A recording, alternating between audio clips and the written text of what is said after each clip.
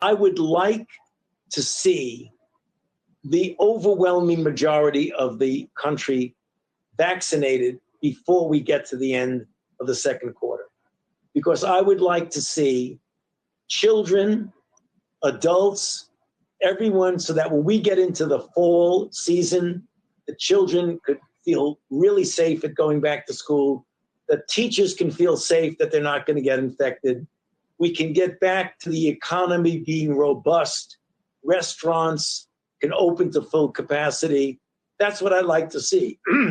But you're not going to see it, Mark, unless the overwhelming majority of people get vaccinated. So in that sense, I would like to see the reluctant people get vaccinated sooner rather than later. If they want to wait a month or so, that's okay. That might be in accordance with the pace of being able to implement. But I don't want them to wait 6 to 8 to 9 months. I think they should do it within that period of the first 2 quarters of 2021. Got it. And what do you think is the best argument to convince those people that taking the vaccine during that time frame is the right decision for their and their family's health? Well, because as long as you're susceptible, you're part of the problem, not part of the solution. When you're protected, you're another person the virus can't impact. Whereas if you're vulnerable, even if you don't get a lot of symptoms, the fact that you've been infected means you are inadvertently propagating the outbreak. So if you want to be part of the solution, get vaccinated and say, I'm not going to be one of the people that's going to be a stepping stone for the virus to go to somebody else. I'm going to be a dead end to the virus. This is a fundamental question about science these days.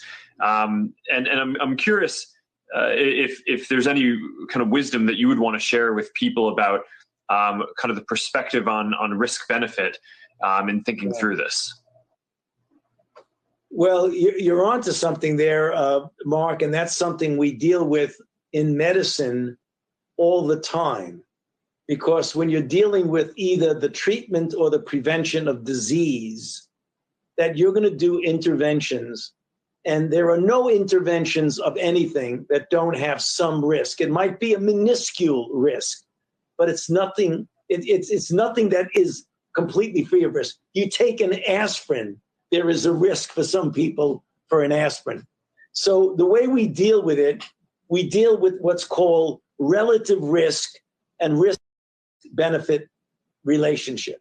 So if you look at the risk, the relative risk of an adverse event with a vaccine, and look at the history of vaccinology, it is one of the safest interventions that you can do. If you look at the benefit is to you as an individual and to society, particularly in the context of this terrible challenge we're being faced with this horrible pandemic that this world, this planet is living through, that an intervention like a vaccine that historically has very, very little risk, the risk-benefit ratio overwhelmingly. But then you gave, well, wait a minute, some people say, well, you know, this is a new risk. I'm bothered by it a bit. I mean, I don't know. I really want an absolute safety at all. You got to think about the things that you do every day, the decisions that you make about risks that you take, getting up in the morning, getting in your car and going to work, that the benefit of the getting to a job that's going to support your family is overwhelmingly better than the risk that you're going to get into a problem with driving to work. But yet you accept it. I mean, it's a risk that you accept. I think what we have to do is make sure we get people to understand that the relative risk of this compared to other risks is minuscule. When they understand that, they'll understand that it isn't zero, but it's completely overwhelmed by the benefit that you would get.